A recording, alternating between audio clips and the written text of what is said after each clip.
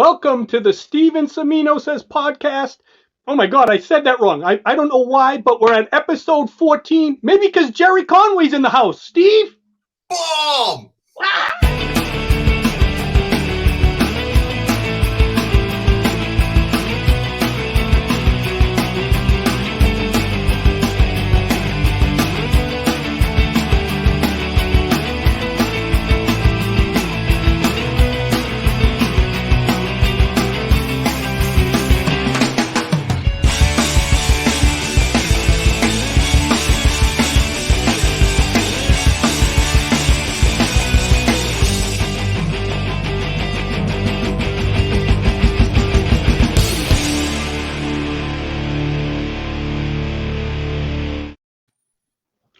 Hello, everybody. Welcome to the Steven Cimino Says Boom podcast, episode 14. I'm your host, John Cimino, with my co-host, Steve Says Boom. And on the diagonal right here, we got Otto from the Grotto doing our technical support. Otto, what do they need to know? They need to know that before you do anything, you guys, make sure you comment, like, share all these videos, subscribe.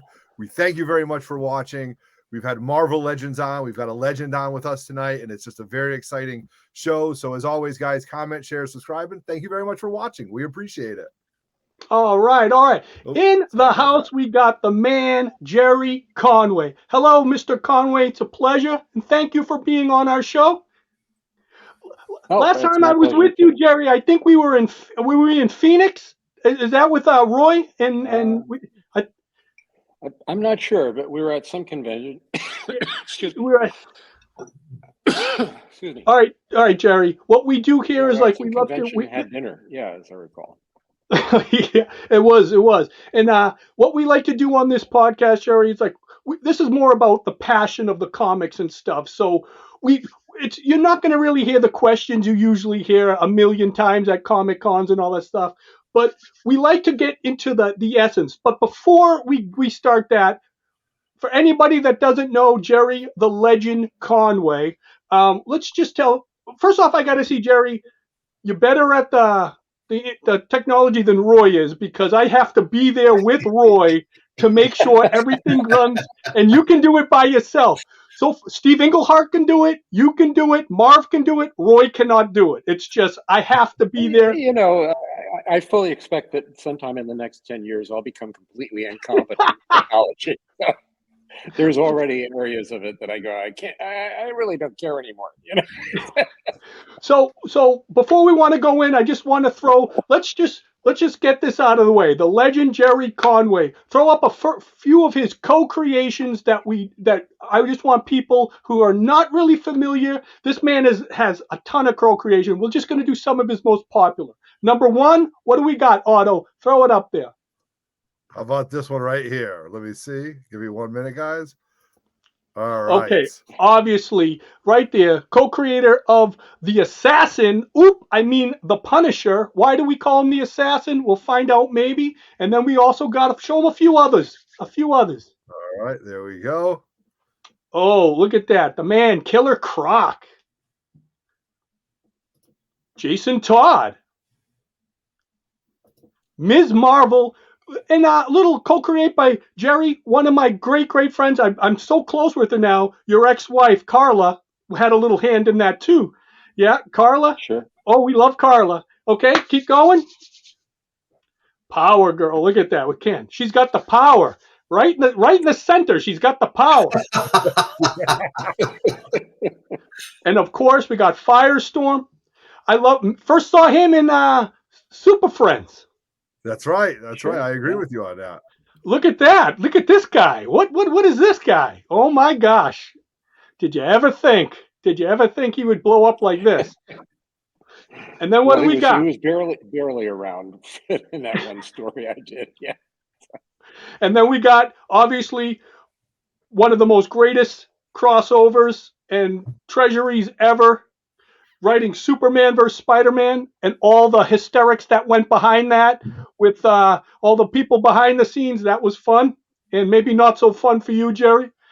And last but not least, what is Gerry known for? That even Roy told me he had to hide out for a few years. Why?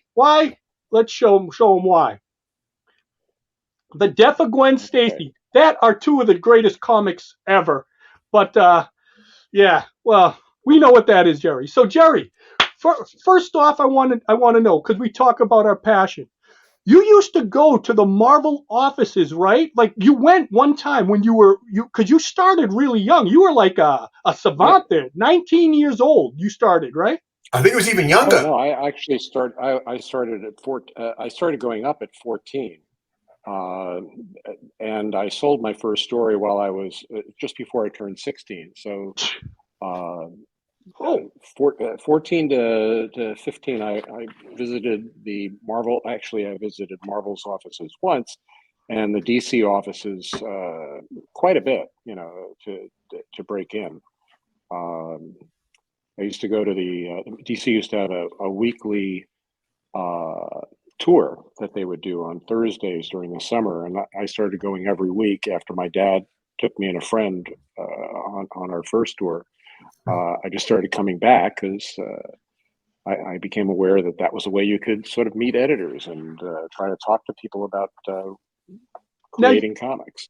Now, you just thought about showing up at the office? Like that just came to you?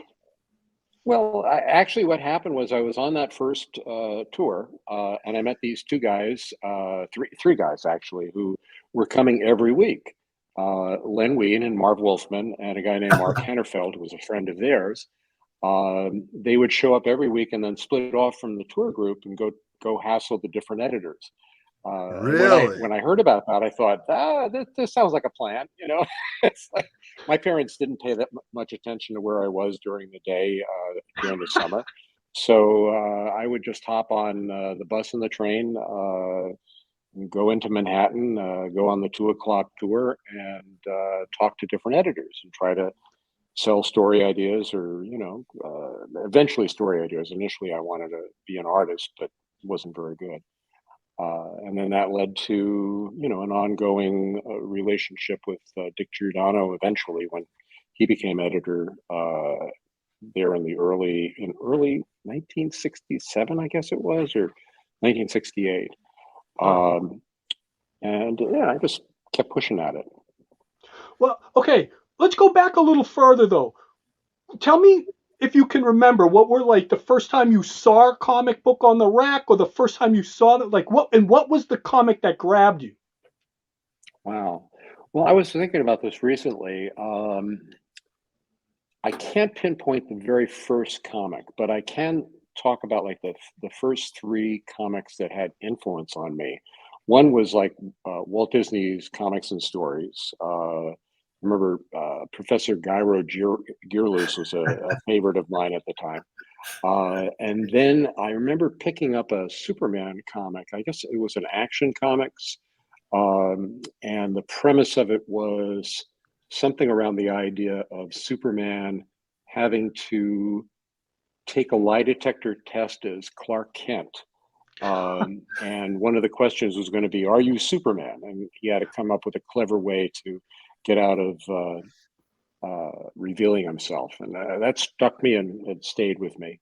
And then obviously the big moment for me was picking up Fantastic Four #4 at the stands. And then immediately going back and discovering that Fantastic Four #3 was still on sale. So I got that one too, and fell in love with Marvel, so that was, there were a bunch of stories within that period. I obviously also fell in love with Justice League, Batman,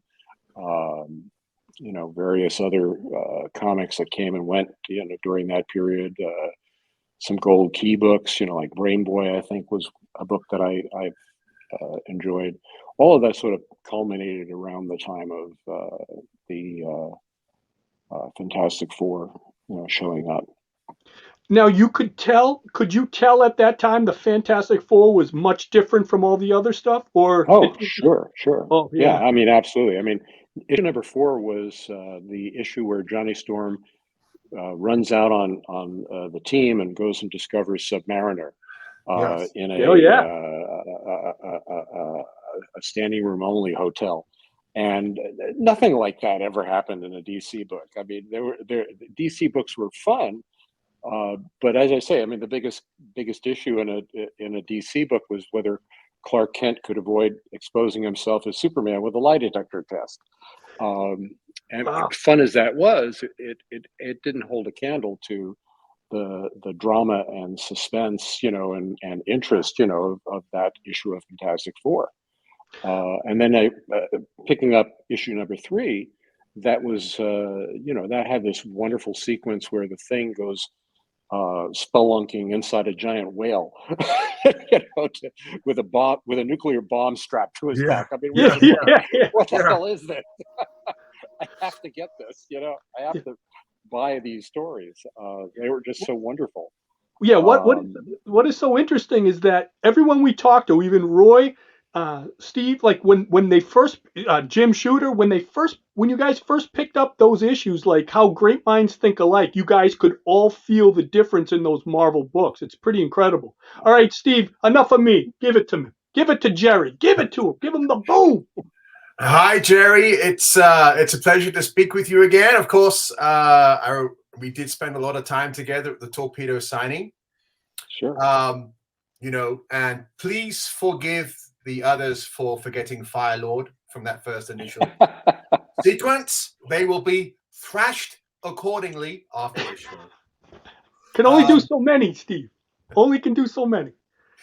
The funny thing, Gerry, is I took a look at your Wikipedia page, and I was like, okay, I'm sort of interested. Let's see, what they say. And what I find stunning is they have the first little section about how you broke into comics in quite some detail. They explain that your first work was actually printed in House of Secrets 81. Okay. Mm-hmm. And it says here you're 16 years old. And then it carries on a little bit. And then it completely forgets that you did Thor. It just says Amazing Spider-Man, la la la. And then it goes, I'm thinking, oh, okay. So we know that you were famous, of course, on The Amazing Spider-Man, which you began, funnily enough, writing the Gibbon, which is one of my favorite characters of all time. I love the Gibbon. Oh God, my God! One of the last of the animal-themed Spider-Man villains. Yes. I just love Martin Blank. But anyway, before that, people don't realize, maybe some people are unaware, you actually got put on Daredevil, okay, issue 72, which is December 1970. So that was basically your first big assignment. Can you give us some details on how you managed to get one of the big 5 characters in 1970? It's bewildering to me. I had been working for DC for 2 years by that point. So I was, I guess, an established writer. I mean, although I was still very much learning my way, and I was a kid, but in 1970, when I was still like 17, I didn't turn 18 until September of 1970. So by the time I got that book, I think I was maybe just turning 18. And I had been writing for DC, but my goal really was to write for Marvel. And DC, hadn't really given me the option to write any superhero books. I was kind of typecast into doing these supernatural stories. Marvel, Roy Thomas was editing a book called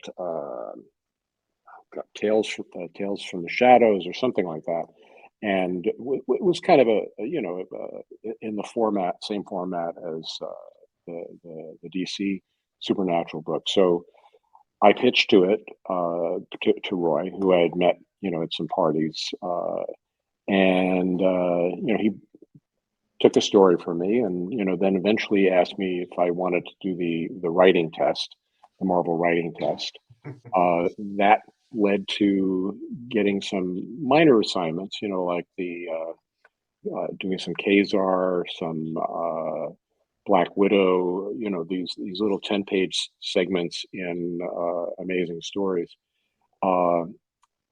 Astonishing Tales, or whichever books it were. Yeah, Amazing Adventures.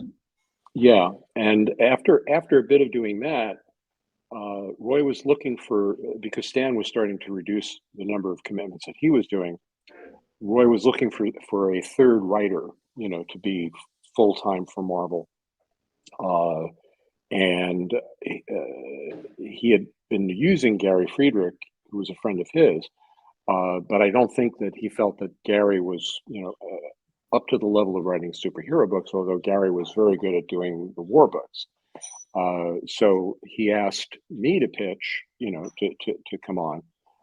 After some initial hesitation, I signed up, to go full time, and that and Daredevil was, I think, the first regular full time full book, and then that was followed by Iron Man and Submariner fairly quickly thereafter. So I was doing what amounted to, I think, 3 books a month for Marvel. Wow. Pretty quickly right off the bat. Oh. Steve, can I ask you really quick?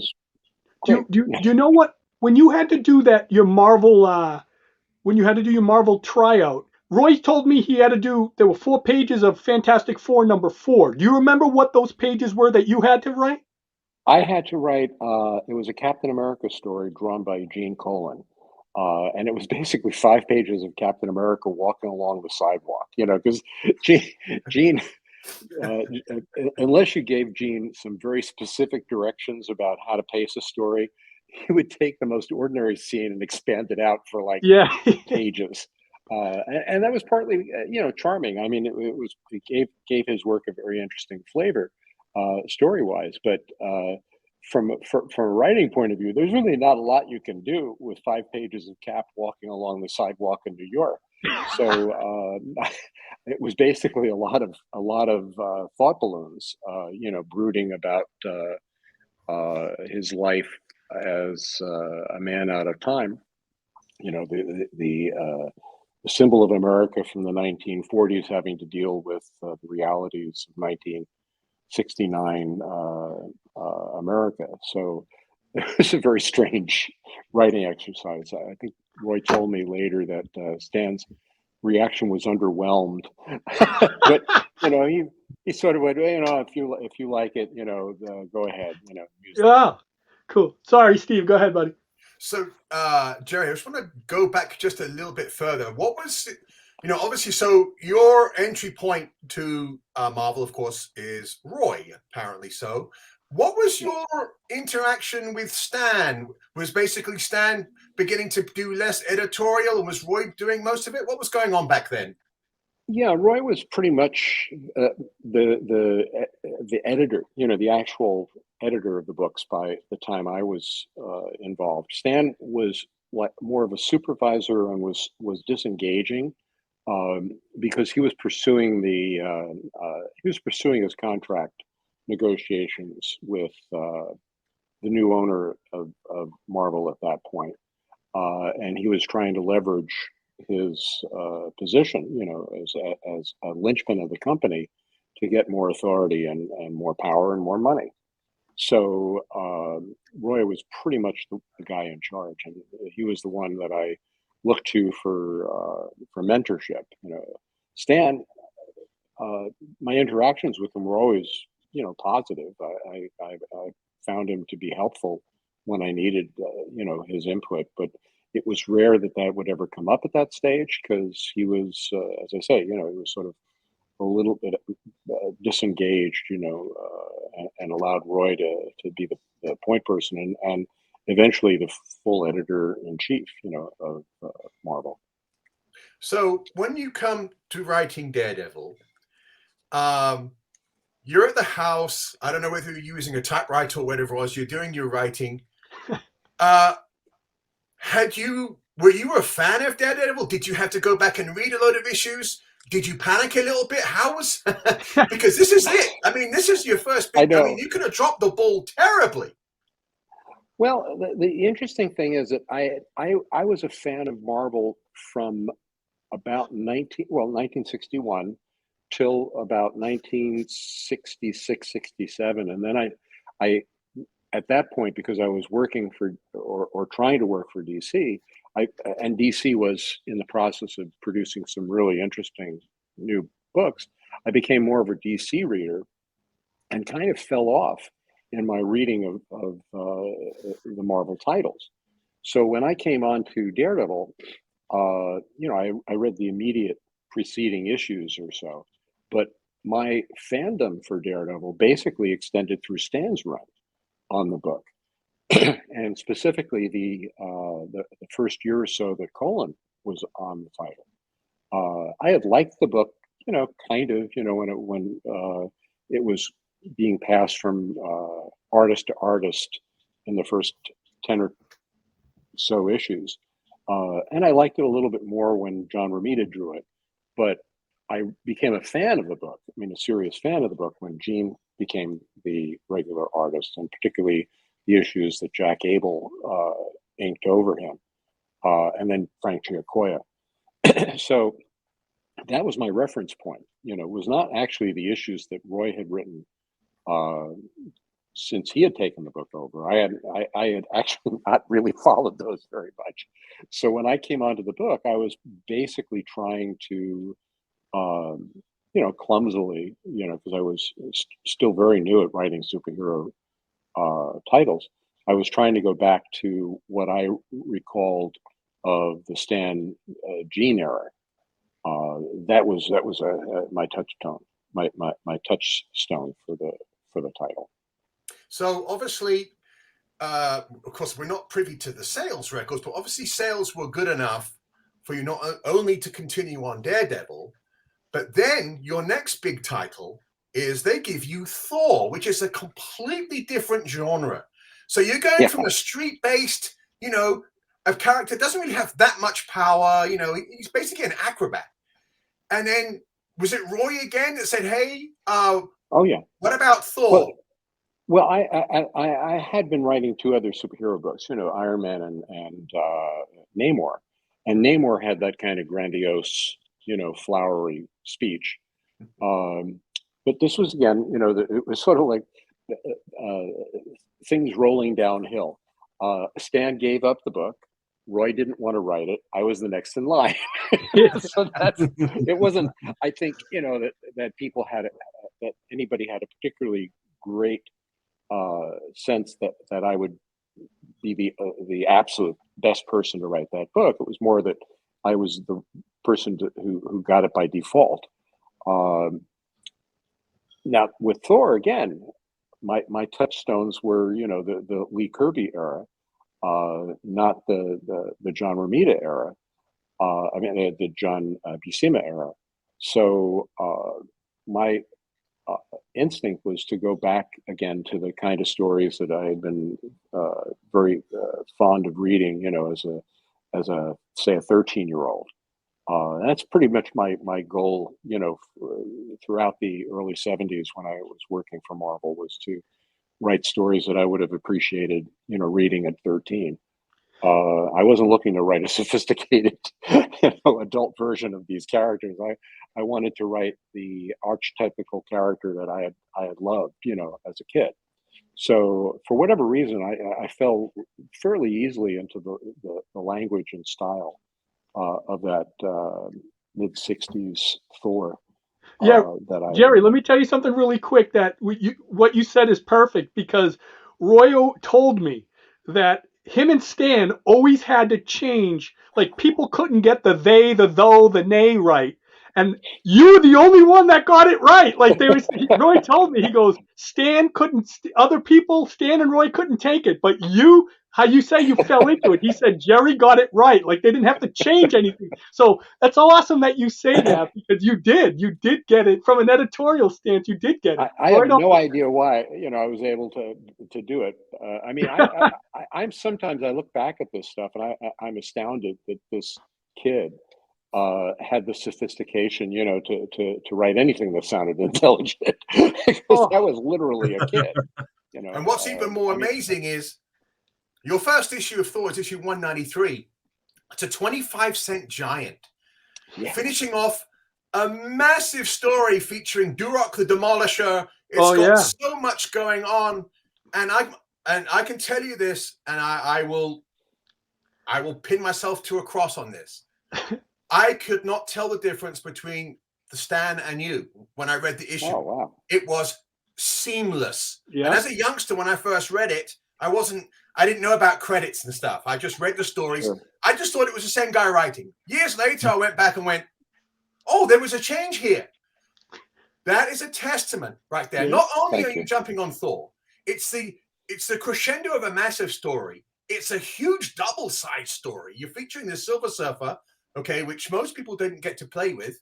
Again, and I always explain this to people. And Steve, that was the first time Thor and the Silver Surfer teamed up since Silver Surfer #4. So that was a big issue. And also, what Gerry did in that issue was something I don't think that's ever been done since. There's a little scene in that issue, and when we were writing this at your house, I don't know whether you were second guessing yourself, where Duroc actually snaps the board and it smashes into pieces. And the first time I read that, I was like, how, what, when? And it's like, well, Duroc's unbeatable. He's done. He can destroy Galactus, this guy. So when you were writing that, were you aware that you were breaking new ground, or was it just like, did it seem like it just, I'm really interested in the process. Well, I mean, I was very, very fortunate that my first story was a large side story, because it gave me room to do big, spectacular things, and that I think could cover up a lot of flaws of my judgment. Because a lot of fancy footwork can make things look better than they are. But I was also working with John Buscema, who had been doing the book at that point for several years, and really understood all of those characters perfectly well. So whatever I gave him in terms of story, he could make it look authentic. As far as doing something that hadn't been done before, like I said, my era of Thor sort of peaked around 66, 67. Which was, peak Kirby and, the much larger than life storytelling of that time. And I guess it just seemed like a natural development, to have this guy break Silver Surfer's surfboard to really get across how dangerous he was going to be. You never got any pushback from Stan or anything? No. I mean, it's fascinating. I mean, one of the I'd say, some people would see it as a flaw. Other people would see it as a good characteristic of a strong editor. Stan, when he left a book, very often his attitude was, "I've handed it off.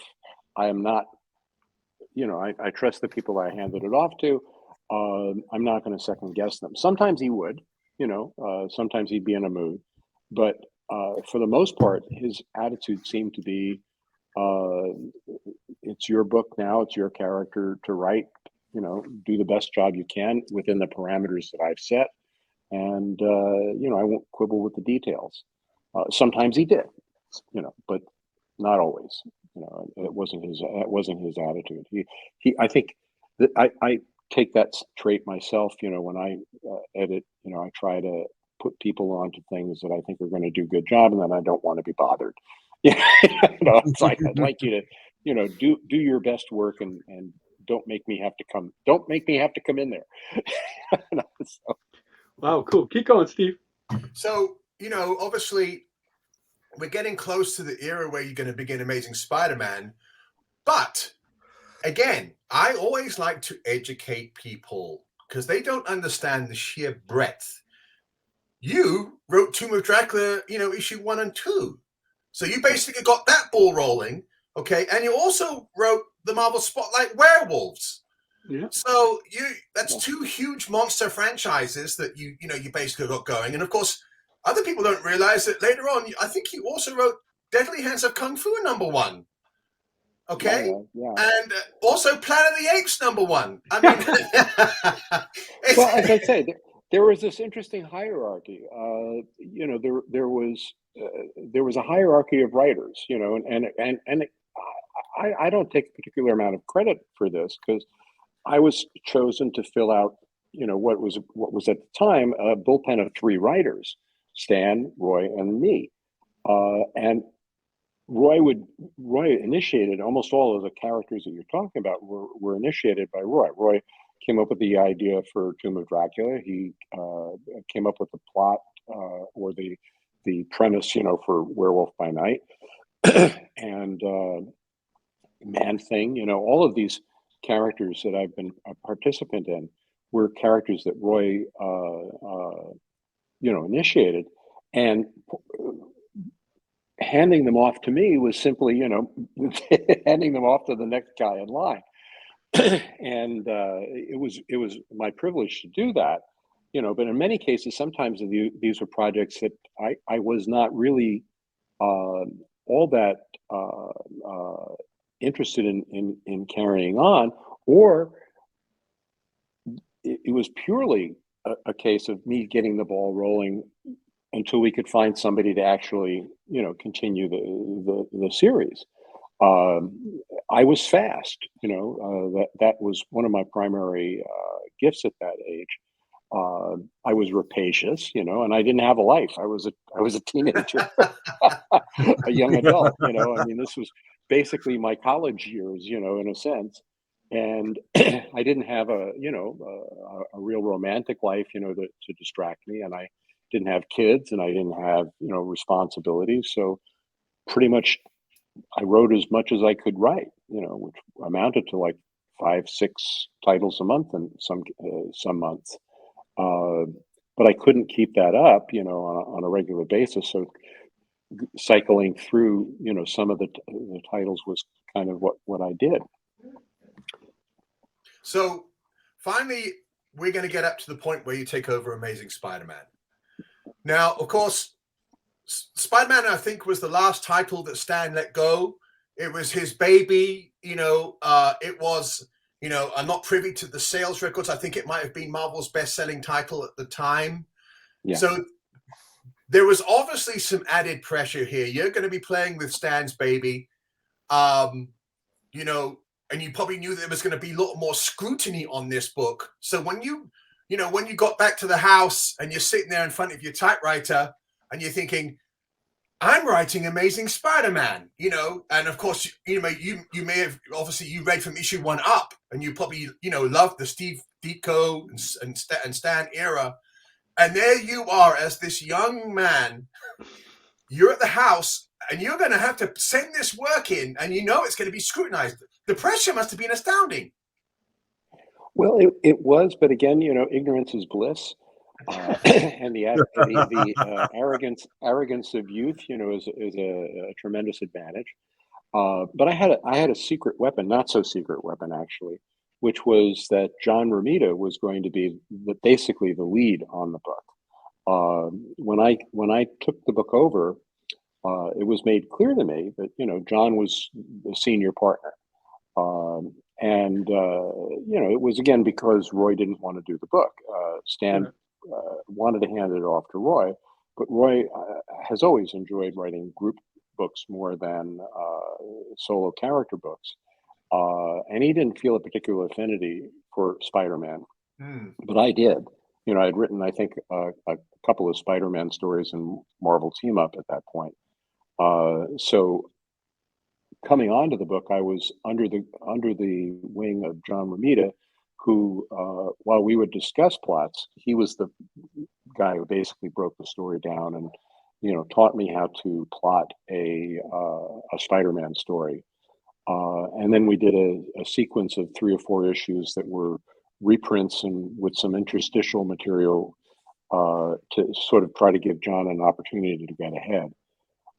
So my first, I guess, 10 issues or so on the book were a learning experience for me. And ironically, the first issues that I really did mostly on my own were the issues that were the issues with the death of Gwen Stacy. by that point, I was, very comfortable writing the book, even though I was, still intimidated by the fact that, hey, this is my favorite character, at Marvel from when I was a kid, and I'm writing this fantasy, about a young man in New York City who was about my age. Oh yeah. And that gave me, some it made things a little easier for me because I could definitely see myself in Peter Parker. Yeah, Uh, yeah, yes. Gerry, we're in now the throes of Spider-Man. It's funny because when we were with John Berthal, Punisher, me and Roy was telling him about what I said at the beginning of this episode of the assassin.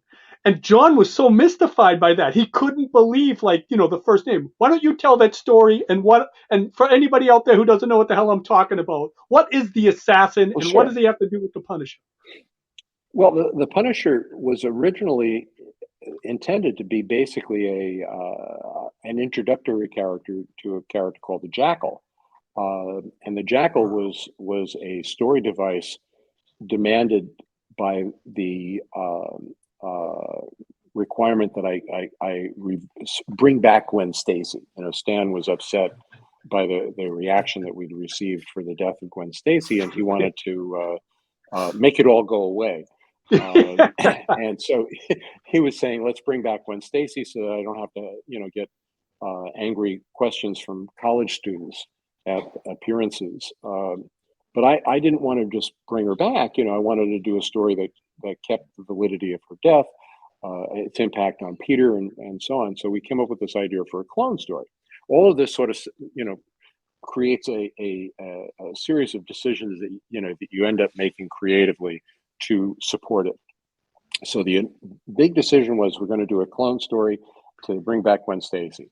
In order to make that work, you need a villain who has sufficient gravitas that he can create the clone of Gwen Stacy and use that as a weapon against Spider-Man. And he has to have motivation for that, and that's all part of Jackal's backstory. But to introduce the Jackal, you need to have, or I felt that I needed to have, some kind of a henchman that would be working for the Jackal, which would immediately elevate the Jackal as somebody who hires henchmen. And so in order to make that henchman, seem more credible and interesting, we that creates this character who initially, as I say, was supposed to just be an introductory character for the Jackal. And I had this idea floating in my mind of this character called the Assassin, who would be this guy in an all black uniform, with a skull on his chest, a small skull on his chest. And then he'd be somebody who would be hired by the Jackal to kill Spider-Man. And then the process from there was, okay, let's have, enhanced, make it look cool. Because again, you want to build up the Jackal.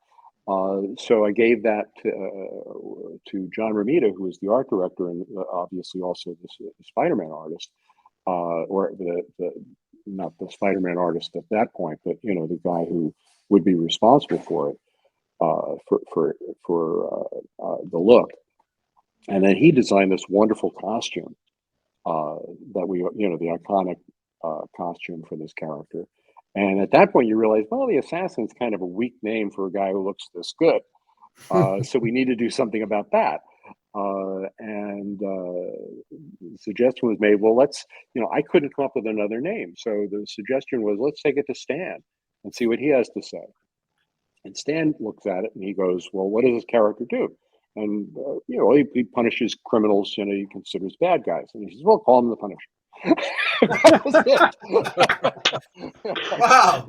Yeah, it was really Stan that called him the Punisher. Yeah, so yeah.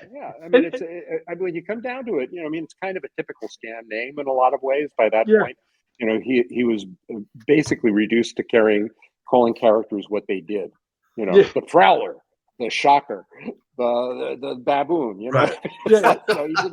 He was not coming up with Green Goblin type names at that stage or Doc Ock type names.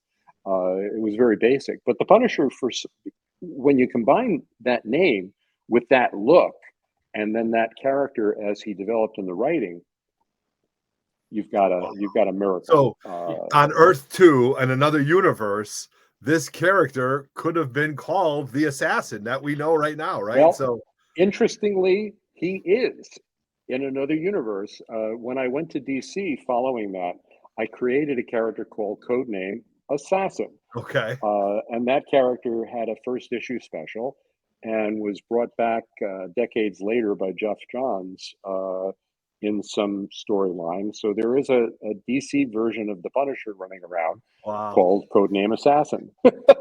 And Gerry, you might not know this, but in that X-Men 90s cartoon, I think in the 4th or 5th episode, no, it was the episode when Bishop comes there. I'll never forget this as a kid. A kid was running with a Punisher arcade little handheld NES game. I don't know if you guys know this. It was like a Nintendo game. And the kid's running up the street and he's going, I got the newest edition of the Assassin. So that was like, and when I heard that, this was in the 90s, the X-Men 90s cartoon. And when I heard that, I was like, oh, they just can't call him the Punisher. And then now I know the whole history, and I thought that was cool. They integrated it even in the cartoon. Yeah.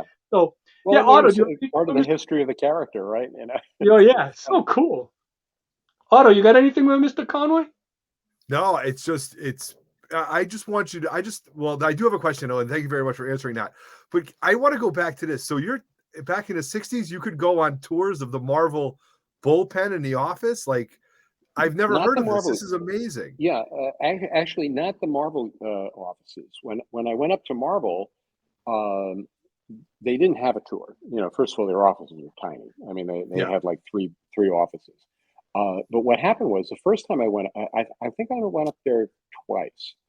I don't know why I went back a second time, because the first time was kind of useless. But the first time I went up there, Flo Steinberg came out, and she brought out little photostats of or Xeroxes of the Marvel pinups. The Fantastic Four Marvel pinups from one of the annuals, and Spider-Man. She handed those out. That was nice.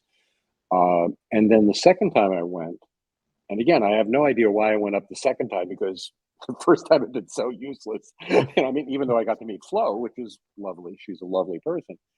Denny O'Neil came out. That was when Denny was working as an assistant there, and talked to us very briefly, with his pipe. He was a very impressive 25-year-old with a pipe.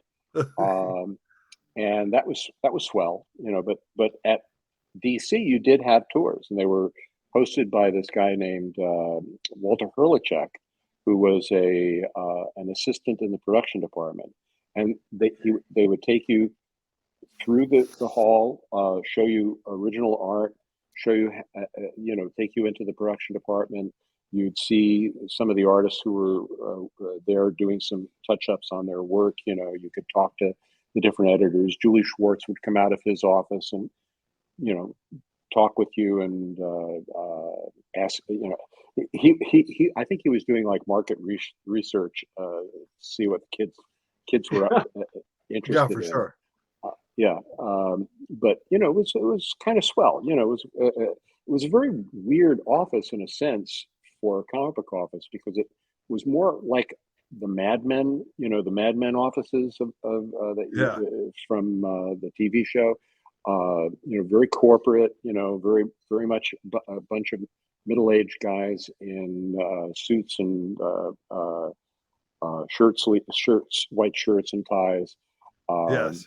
Very very very serious. The Marvel office, as I say, was Flo Steinberg, coming out, or Denny O'Neil, with a pipe. Yeah, which felt a little bit more energetic, but much tinier. Yeah, no, that's amazing. Thank you for answering, because that's very interesting. I love that. Sure. And I'm the same way. Like I gravitate towards people. When I first met John, I would always kind of hang out at his booth and see if he would talk to me, and then I'd come back and then I'd kind of hang around. So I think that's a great story. Thank you very much for sharing that. I appreciate that. Okay. So I'm going to say something quite controversial here. I know Otto's probably going to want to strengthen. But I don't like the Punisher as a character, never have done. But for me, when people talk about stuff, I mean, I prefer Hammerhead myself to the Punisher. I love Hammerhead. I love the small stuff. And again, for me, in my role, at Torpedo, when I'm doing my live sales, I also consider myself an educator. So when someone keeps coming in there and they're like, oh, I like Spidey, and they keep talking about, the 3 issues, the Gwen Stacy, Green Goblin, and Punisher, I'm like, hold on a second. Gerry Conway is not just a one-trick pony here. Let's get into some details here. And again, it speaks volumes about the Clone Saga and the fact that you were given basically an ultimatum by the head man himself. I don't like the fact that Gwen is away. Bring Gwen back. And the story that you managed to concoct with the clone, the jackal, the second, of course, in 1994, everyone starts revisiting that. We get Ben Reilly. We get, and it is now a massive part of Spider-Man lore. I mean, it's huge. It goes on and on and on. So again, I always tell people, okay, yeah, we understand it. It's significant because Punisher in his own way is right up there with Wolverine. You got Wolverine and Punisher in the 1970s. It's like boom, boom. You got these big 2 punches. The 60s had its big creators, so I always like to say, okay, boom, you got the Wolverine, you got the Punisher. But what I'm also fascinated with is you went to take over the Fantastic Four after Roy had done it a little bit, which means that you are now going to write 3 big books about one team book. What happened with, I know Roy loved the Fantastic Four, and then suddenly he's on there for a show, and then suddenly you're on there. What happened? Yeah. Well, I'm not sure what the motivation, what Roy's specific motivation was, but I think the trend line for him was his interest in Conan was growing bigger and bigger than his interest in retreading superhero stories. I mean, there was no real new ground to cover at that point in Fantastic Four, and Conan was such a rich storytelling environment that really obviously appealed to Roy a lot. But I would be that would be my guess, on it. I knew that when I took over Fantastic Four, while I was excited for it in the sense of this is like the book that got me interested in Marvel Comics, I found it really hard to come up with new ideas for it. It just felt like maybe this version of the team had kind of reached its culmination.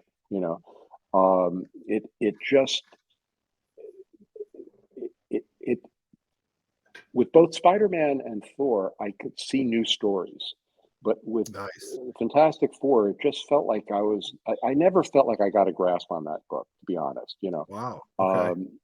And while I had fun doing it, and certainly I was very happy with some of the individual issues and so on, I didn't feel like I contributed anything to the mythos, other than the Sue and Reed breakup storyline, which seemed to me to be like a natural outgrowth of Reed's incapacity to be a good husband. He's like the guy, at least as written, for all those years, was so completely disengaged from who Sue actually was, and what his responsibilities were as a father, that it just seemed natural to me that might lead to some kind of marital stress. But even there, I didn't feel like I really got a good grasp on it because I was a kid. Truth is, I didn't know anything about marriage. I didn't know anything about what couples would go through. By that point, I might have been engaged to Carla, but I didn't have a real grasp of what the dynamics were in a family relationship like that. Certainly, my parents didn't provide me with any clues. They were your typical Irish American, closed, closed down emotionally couple. So I don't even know that they liked each other, as far as I could tell. So I didn't know what that would, how that would play. And then in terms of the bigger stories that you could tell with Fantastic Four, most of those have been told, it seemed to me. It was hard to come up with something original. I don't know. I just didn't feel like I really, got that book the way that I got Flash, Thor, or Spider-Man. Well, you know what the amazing thing is, Gerry? Maybe you're unaware of it, but your mechanism to break up, Reed and Sue was, of course, Franklin's power base going to an astronomical level. And I love the issue where, Reed's using that device to close his brain down. Because, let's face it, he was going to destroy the universe. I remember thinking, this is a little harsh, because Sue was like, this is the end of the team. I mean, he just saved the world. What else was he going to do? However, the impact of what that story is, Gerry, is that was just the beginning of what Franklin became. Because years later, the story of Franklin's powers and his abilities has been expanded again and again, until in the 2000s, Jonathan Hickman came along, took those concepts and took it all the way to its zenith by saying basically that Franklin was going to get so powerful that his herald was going to be Galactus. Now, I don't want to get into the fact that, I wanted to kill myself over that story, but... me too. Tell us how you really feel, Steve. Go ahead. Tell us how you feel. But I'm already hung. It's one of those long-term ramifications of what you did. At the time, you were thinking, "Oh, okay, I'm just going to do this," but look what it did. I know. Well, one of the things I don't know. It's one of the weirdnesses of my career is that I left a lot of loose threads for other better writers to come along and tie neatly, or try to tie up, or to extrapolate. And in that sense, they were doing what I was doing with Stan, which was there were aspects of Stan's premises that, when you took them to their logical conclusions, would lead you to some of the decisions that I made in my telling of stories that say Spider-Man. I mean, like one of to me, one of the ironies of some of the reaction to the death of Gwen Stacy was that I felt that I was doing something that was exactly an extrapolation of Stan's insights into the hero story, which is that Stan had, with great power comes great responsibility, had expressed something that was fundamentally true about both superheroes and particularly adolescents. Which is I have always felt that Spider-Man works best as an adolescent, and the reason is he's emblematic of the adolescent experience of gaining powers that you do not know how to control, and responsibilities being thrust upon you to act like an adult when you're not yet equipped to act like an adult. So that's why Spider-Man works for me as an archetype of the adolescent experience. And as we move that character along, when he attempts to save his girlfriend and in the process contributes to her death, that is actually what happens to you as you go into adulthood, is that you recognize your own inability to affect the outcome of your well-intentioned actions. That adulting, becoming an adult, is the recognition that, you have responsibility, but that means you have to sometimes take responsibility for things that don't work out the way you intended them to. Right. And that's just an extrapolation. To me, that's an extrapolation of what Stan was doing. But of course, for the readership, they wanted to maintain the illusions, of of childhood, you know, and of adolescence, and probably should have. I mean, you know, I'm not saying that I was right to make that choice, but that was, you know, me extrapolating what seemed to be the emotional content or the implications of Stan's approach. And I think what's happened with people following after my stories is that they're taking those implications of what I did in ways that I wouldn't have necessarily foreseen, you know, and extrapolated them into, you know, stories that take those ideas a much further and more interesting places than I had taken them originally. So, you know, it's just a natural outgrowth. I mean, people are going to be doing that to Jonathan Hickman's stuff or Garth Ennis's stuff. You know, it's what each generation does is take the work of the previous generation and try to see what new values they can bring from that work. Gerry, I want to, okay, obviously we're going to have you back on again and stuff, but I gotta, your comics, we're going to get into the DC stuff and all that stuff at a different time, but I have to talk, and I love it so much, your editor-in-chief stint. I mean, it was like, Blink and you miss it. I love it because Conway, it are was you almost blushing like, right now about this? it was like the Flash. I don't know who you tell me the story, how you got the editor-in-chief position, and how you got the hell out of there. I mean, I don't know how fast it gets. Awesome. Okay, it was actually, it's a pretty good example of youthful immaturity, you know, on so many levels. As I said, you know, I was like the number 3 writer at Marvel, and as Stan moved further and further into the atmosphere, and Roy, you know, took on more and more responsibility, I was given more status, you know, for again, deserved, not deserved, but it just sort of like that's where it was falling. And on a couple of occasions when Roy would go off on vacation, either he or Stan would ask me to come in and sort of substitute, you know, for Roy as somebody to overlook the books. Not that I had any real editorial experience or anything else, but, you know, that was, again, you know, the hierarchy of things. When Roy decided to leave Marvel for his own reasons, which I'm sure he's talked about, you know, on your podcast, I was in LA at the time on vacation, and it was my understanding from conversations that I'd had with Stan that if Roy ever left, I was the guy who was going to appoint as editor-in-chief. Well, as it turned out, I was away, and Stan, who, for all of his many strengths, is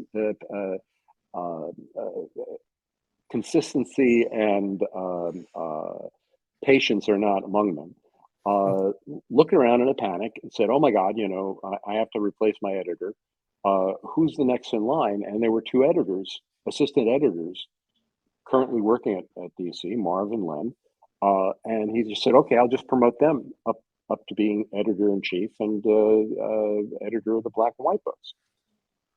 And Roy apparently told Stan, "Hey, you know, you do have to do something with Gerry, who, you know, was considers himself and has been led to believe that he's like next in line."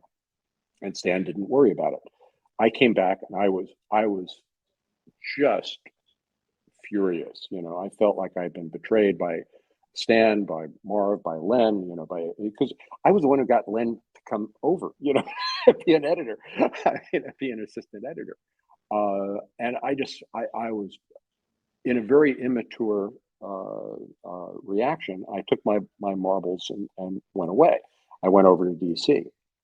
So I was at DC for about 1.25 years during Carmine's last year at the company as publisher. And I actually became what I think was a pretty good editor during that period of time. And I learned a lot about the editorial system that DC had, which was very structured, you know, very organized towards getting books out on time. You know, it was all very professional. You know, that was their deal.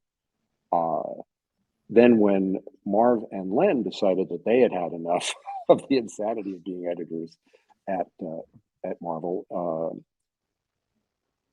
and there were reasons why they were justified in feeling that way.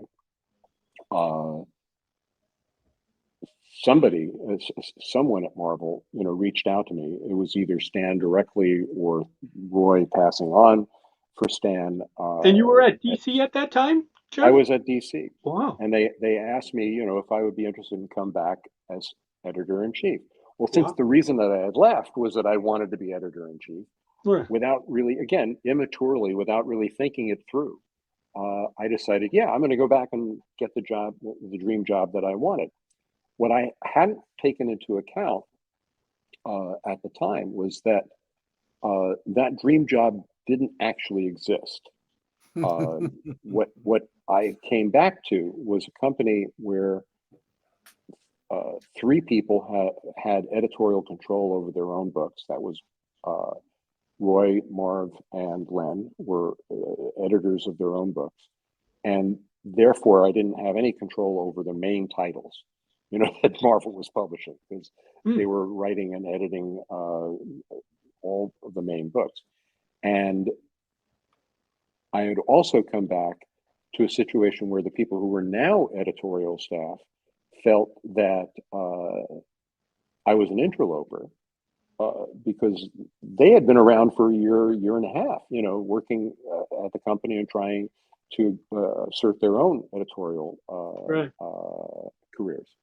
And on top of that, I had writers and artists who felt like they had been sidelined, or weren't being treated with respect because they weren't made editors of their own books, So it was and it took me about a month and a half to realize that this was a effing nightmare. That this was a horrible, horrible situation that was not anything like what I was interested in participating in. So after about a month and a half, I realized I can't do this. I can't be the editor that the company needed, which was somebody to get production straightened out, get things organized, put people on books that were appropriate for those books. Just there was nothing I could do, effectively. So I, having burned my bridges at DC temporarily, I talked to Stan about, let's just make it a writer-editor deal for me, and I'll become one of those annoying people who has control over their 4 or 5 books. And that way I can have my own little entity, and be separated from all this social and political stress. But ultimately, that didn't, work out the way I wanted. And once again, in my immaturity, I took my ball and went back to DC. So that's really the story of it. I would love for some. So, are there 2 months worth of issues that have you as editor in chief, or are there like 3? I think 2 months. I'm not really sure how many actually came out, how many books came out. But even the ones that came out, I was only superficially editor in chief of like half of the books, because most of them were not half of the books, about a third of the books were edited by the people who were writing it. Right. So, yeah, it was a miserable experience, and I have nothing but admiration for Archie Goodwin taking over and managing to stick with it for the year or two that he did. The company really needed a giant enema, and that's what Jim Shooter gave it, when he came in. And for better or worse, we can all debate, whether the books were better or worse under Jim, but from a purely professional point of view, he did what had to be done for the company. Right. Go ahead, Steve. So I don't want to get into it now, because I think it's definitely fodder for another podcast where we can do 6 hours. Obviously there is quite a controversial little sequence there between you and Steve Englehart. I don't want to deal with that right now, but what I want to go into is your overall impact okay, and something that only very few of creators at Marvel have ever been able to do. So for me, I don't know how John and Otto feel, but for me, when it comes to Marvel's hierarchy of writers and creators, Stan and Jack are right there at the top of the mountain, of course. But for me, there is Roy, Gerry, and Steve Englehart right beneath. I consider you three guys, basically, you know, you were given the reins to Marvel, and not only did you grab the reins, but you pushed it to the next level and beyond. And then just below that, of course, I have Len, Marv, and some others. So that's the regard that I have for you, Gerry. But I also want to explain to people, if anyone is watching this podcast, Gerry's career isn't just 1970s Marvel. He came back, and if you take a look at Spectacular Spider-Man, okay, he did a great run, 1988 to 1991. Okay, any of you guys remember a character called Tombstone? Oh, yeah. That's Gerry Conway. Yeah, okay, that's right. By the way, teaming up with Sal Buscema, and one Great of my character. favorite little runs. That little scene, you know, where Tombstone is in jail, and you know, it's just genius. And the fact that you were able to come back to Marvel, a completely different generation of people working around, and it was a seamless fit. Beautiful, the highest quality, and I tip my hat to you on that one. And also, you managed to do what very, very few creators have ever done. You actually managed to get some work done in the recent era because you worked on the Carnage series, which means that there is only you and Chris Claremont, okay, which have had that type of span. In actual fact, your span is longer than Chris Claremont's. Okay. And then when I was talking with Chris Claremont at dinner one day, I was like, you know, there's only you and Gerry Conway that, you know, that have managed to break through that ageism that we have in this industry. And he was like, well, you know, I'm just very lucky. I know some people. So to me, when I saw the Carnage series come out, and I was wondering when these young kids open up the book, they're like, oh, I wonder who Gerry Conway is. I wonder if he knows Donny Cates. You know, to me, it's astounding, and also it goes into the skill set that you have. And I always like to explain that to people. You know, some people have a little flash in the pan and they're hot for a while and then they disappear. And okay, I mean, we haven't even touched, you know, your TV career, because that's 25 podcasts with all of this amount of work. But as I said, whenever I'm talking about Marvel's hierarchy, you know, for me, you're part of the big three. And the sheer breadth of your material is astounding. Every single genre. We didn't even touch on the DC stuff today. The fact that you had product published by DC and Marvel in the same month. I don't know if anyone else has ever managed to do that. Yeah. Okay. Some recent people, I think. But yeah, as I said, I always explain to people, okay, you know, you began working at Marvel in 1970 and you had stuff published at Marvel, you know, in 2016. Astounding. You know, I know there's a lot of older creators that are on the outside. They don't have any connections. They can't get in. And I swear they still have the skills and the talents. People like Roger Stern, as far as I'm concerned, could be writing something right now, but they're sort of pushed out. Please, God, please. Yes. But still, I just wanted to let that just simmer for a while. You know, for me, when someone mentions Gerry Conway, I'm like, wow. It's just, there's like these gods that are on the mountain, and we look up and go, we just see your feet. And like, wow. It's like a celestial. Next to this, Steve Englehart, and there's Roy. We can't even see Stan and Jack, by the way. We can't go that high.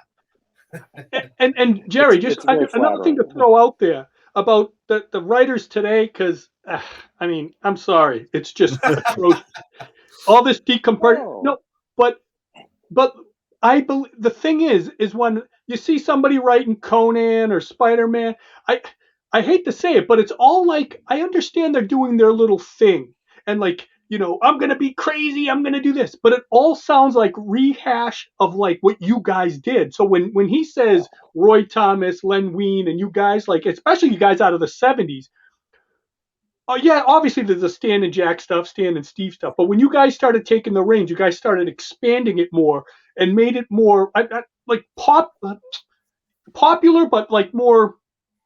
It just the way the toys and all those products were, the comics vibrated that too. It just all fit together.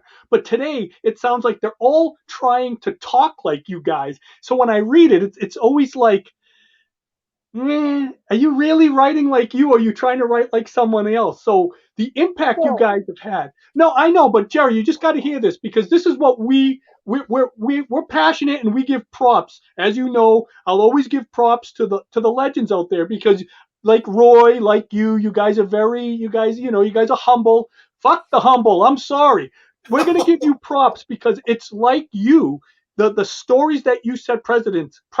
And the funny thing is, and if you're gonna forward in time and all that, there's always all these comics from, I'm sorry, like the 90s on, like the Prophets and all the Valiants that friggin' Otto has in his collection. It just drives me nuts. But they're My always gonna Dark go Hawk back. #1s. But Gerry, just so you know, they're always going to go back to your stuff. They're always going to go back to Roy stuff, Stan and Jack stuff. All it's those are you guys basically set the foundation of this pop. You guys changed the world. I mean, does that ever sit with you? Like, you changed the world, Gerry. It is very odd, to think that stuff that you did 50 years ago still has an impact today. When when Steve was talking about me writing comics recently, I did write Spider-Man recently, and I was thinking to myself, I have now actually achieved something that literally I don't think will ever be achieved again. I am both the youngest and oldest writer to have ever written Spider-Man.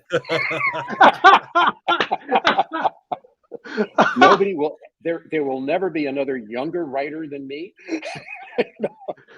There may be an older writer than me, but never both. Wow, that's great. But you guys, So I mean, it's like when you look at, I even say this to Roy, when I talk to him, it's just like you look at the world now, and it's like, yeah, that's because of me. And we did this with Steve. It's like, even when you go back to the Rutland stuff, like, look at all these conventions. It was basically you guys that did all that. Like, I mean, it's just like, it's incredible how the world has changed. Yeah, I know. I mean, it's important to remember that when we were doing this, we did not have the burden of being cultural icons. We were a bunch of guys in a band, basically. We were just guys in a garage band.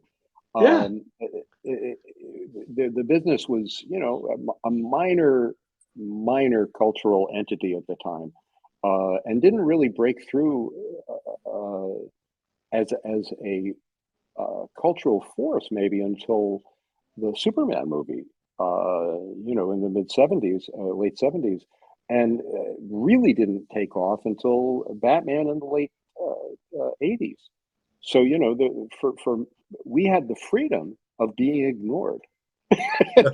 We had when you're talking about the guys today, I mean, there are a lot of talented guys today, but they have a couple of things going on that make it difficult for them, and also from a practical point of view, not in their best interest to try to change or create to the level that we were doing. We didn't have any fear or worry or expectation that anything we did was going to matter 6 months from now.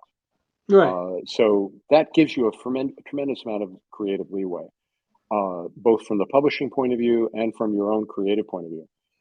A lot of the people who are really talented today writing comics, the mainstream comics, are incentivized to keep their best ideas for themselves because they know that people like me got screwed. Why would you create a character like the Punisher today, saying you knew that you were going to create a character like the Punisher? I did not know I was creating a character like the Punisher. But why would you give a company like Marvel or DC your best ideas today? You'd be insane to do that. Better you develop your career, your name, by doing work that gains some, notoriety, creates your name as a brand, and then go off and publish something independently that you can then financially benefit from. So that is something that's a big, huge difference between people like me, Roy, and Steve Englehart, and Len, and Marv, and the artists that we worked with. Because you can't credit me without crediting Ross Andrew. You can't credit me without crediting the talented people there. But so you guys, so that's a big difference, right? But you guys, I mean, it's just so baffling. Like the thumbprint that you left. Every great artist and writer wants to leave their legacy in the world. Like you guys have done it, but so much with such an impact. Think about it. The movie industry is the greatest movie franchise like ever, and it's all predicated on all your stories and stuff. Like that is. Well, yeah, that's it's crazy. Pretty amazing. Yeah. And a lot of those, and to be fair, a lot of those stories are stories that also were told by people who came many years after us. I mean, Civil War is a good example. Endgame, that it's the 80s, 90s. Right. But my son-in-law is a big Marvel Comics fan, and apparently that was something that helped my wife, his wife.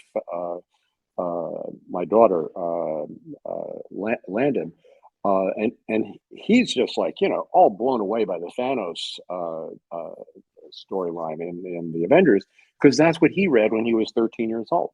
Yeah. In the 80s. So, it's every generation. We're all of this similar generation. So, our experiences, yes, we tend to focus in on those, as being the most important. And I'm willing to take the flattery, but it is to a reader today. There are many talented writers who are much more important to them than I am. And my work, while I stand by it, I look back at it and I go, it's good, and it's important in its own way. But there are huge aspects of it, that I think are transcended by many of the writers who work today. Well, Gerry, I think also what needs to be said is there's something that you guys used to do in the old days that doesn't really happen anymore. And what it's done is it's created a generational schism, and of course, we try not to be too negative on this podcast, but both me and John tend to hammer away at some of the modern writers, and I've hung out with some of the modern writers, and I've been able to ask questions, and I was like, you're taking over the book? Wow, what research did you do? I looked at the last issue and I'm working on it. Oh, okay. Now I do know that legendary story of like when you took over Thor. I think you had some you basically read from Journey into Mystery 83 up, and then you were basically ready to rock and roll. And then basically what you did when you came on the book is everyone who knew that stuff as well with you was like, oh, I get it. Oh my God, that character's coming back. That's great. The main difference today is if you don't know your history, you can go off on some weird tangents. And that means that anyone who's of a certain age will be like, oh, I wonder why they never mention anything that, older. I don't understand. Stuff that used to, that I read when I was younger that keeps me in. So the industry right now has this schism of this young fan base. Okay. You can't make them read stuff 10 years old. Well, that's 1,000 years ago. I can't do that. And if a writer comes along and says, well, I have my ideas, I worked in, Starbucks as a barista, and I have some great ideas. And then, they would never be able to survive someone like Jim Shooter. Jim Shooter would have had him come in and say, okay, what's your proposal? What in the hell? What? Do you know what you go away, get out of my office? Those people are now working in the industry, and they've managed to cultivate their own fan base, which is sort of a miracle to me. But that schism exists. Me and John are outside of the schism. We cannot read a modern book because when a new person writes a character that we know and gets all the characterization wrong, the powers wrong, what we do is we close the book up. We do a nice tear, and then we throw both pieces away. And that is the difference, Gerry, between your generation and the new generation. It's just a matter of respect.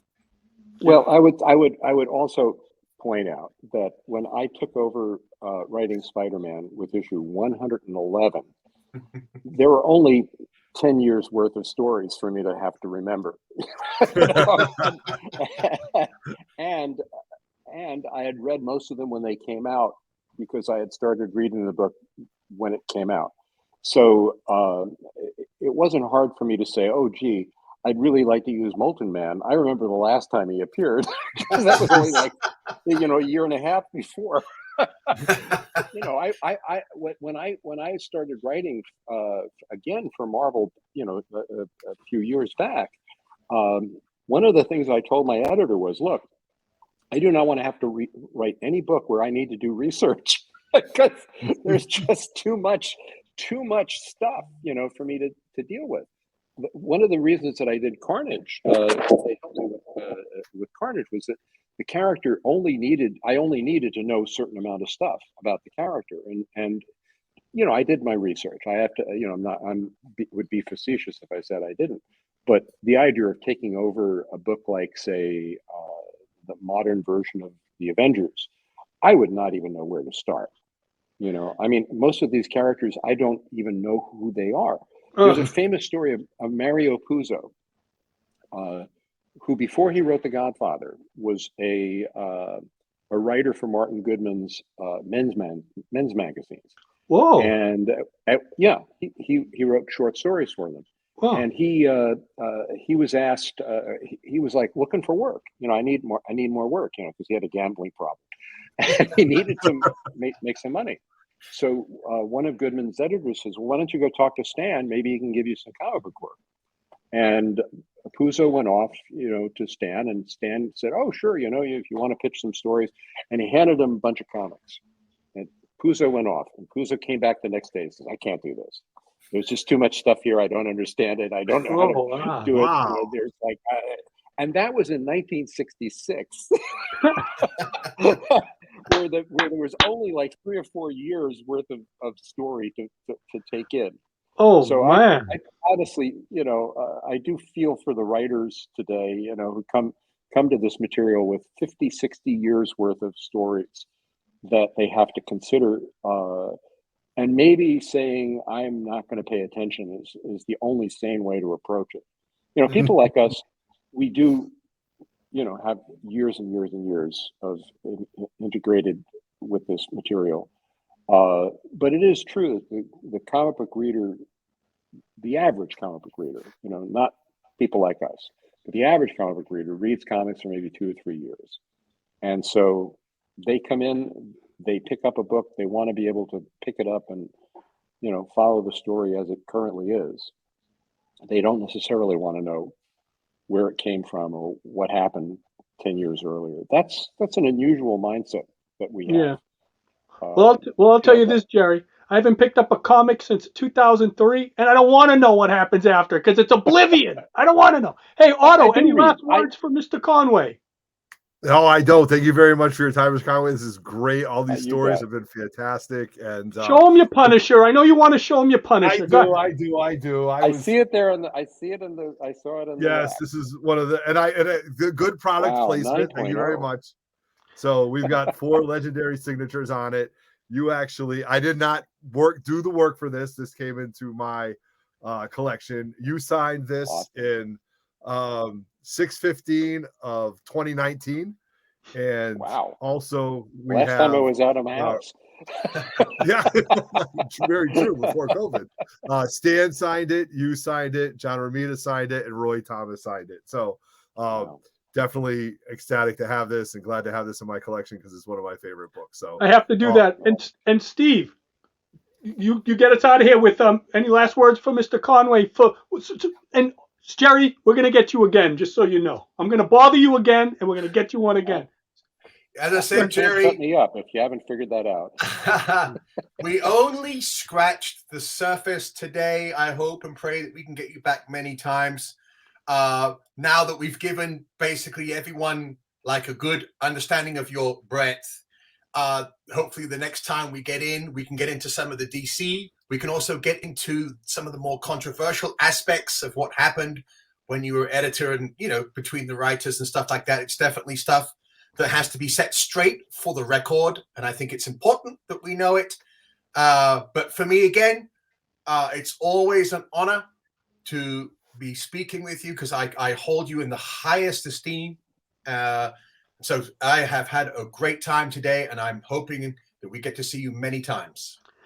And Gerry, I love the story of Conan the Destroyer. It started like this and it ended up like this. Like, we got to have a podcast on the stories of that and how they didn't even want you guys on the credit. Should get Roy on with me. And oh yeah, we'll do it. Yes, we'll do. He's going to be watching this anyways. That would be awesome. And I remember doing a panel with you guys, but I love how it started out here and it ended up here. It's like they just kept chopping and chopping and chopping and chopping. Yeah. And just so you know, Quentin Tarantino on a recent Joe Rogan podcast, he said that was his favorite Conan movie. He thought that was his favorite. Wow. Yeah. So good. Well, good. I think he might have liked the original script more. Oh, yeah. It was just cut. Oh my God, it's such a great story though on how Hollywood works, especially at that time. Okay, so we'd like to thank everybody for joining us. We'll obviously have Gerry back on again, and we'll do that. We'll have a Gerry and Roy there, and oh my God, we're gonna have to put 2 hours on this podcast for that story. It's gonna be great. So Steve, what do we say to the people out there? Oh,